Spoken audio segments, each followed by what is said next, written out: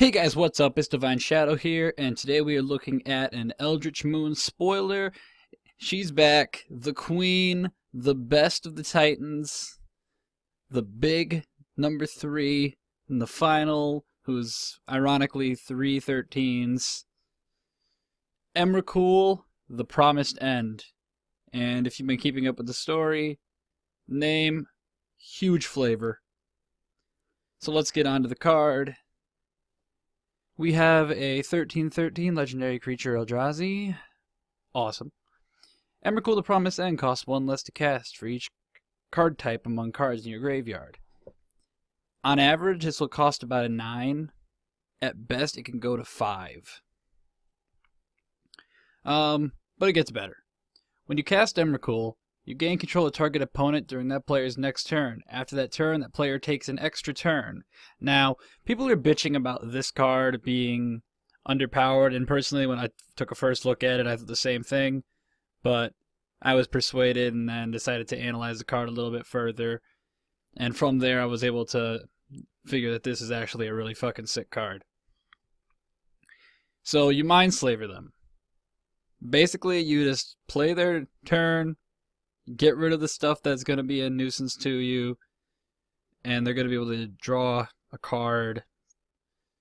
And then after that, they take an extra turn. You strip their hand, you use their removal on their own stuff, you find a way to play around anything that they were going to do to you, and you have all that information of knowing what they're playing, not to mention going into their sideboard and seeing what they can sideboard against you for the next game.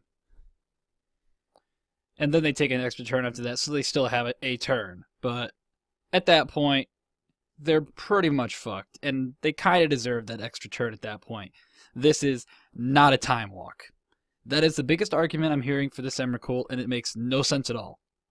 A time walk would be meaning they take their turn, then they take another turn, furthering them.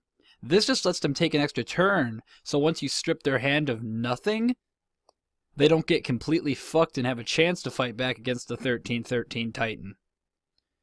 But we're not done yet. You think Emrakul is just going to stop there? You think she's just going to be a 1313? Well, she's even better than just mind-slaving your opponent for costing potentially a very little amount. She also has flying, trample, and protection from instants. Now, flying's good. 1313 with flying is good. 1313 flying with trample is great. 1313 flying, trample, pro instance is fucking nuts. Not only is she incredibly hard to deal with, if you're just going in to kill somebody, they can't play an instant on her because she's just gonna say fuck you.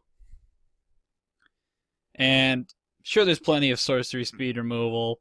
It's not impossible to kill her, and that's perfectly fine. I think pro instance is pretty fucking good, though.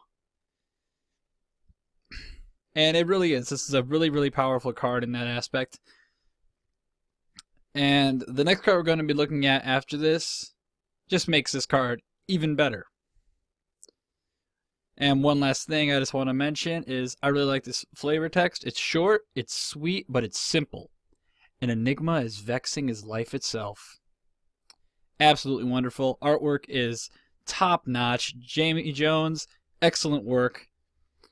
This card shows a lot of promise, and if it didn't have that last part that says after that turn, when you Mindslaver them, they take an extra turn, this card would be better than the Aeon's Torn.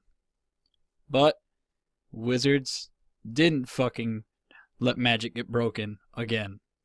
Also, there's a way to go infinite with this Emrakul already. It's not something that you're going to see in competitive formats, but you can do it in EDH. It's Emrakul plus Ugin's Nexus plus Erratic Portal.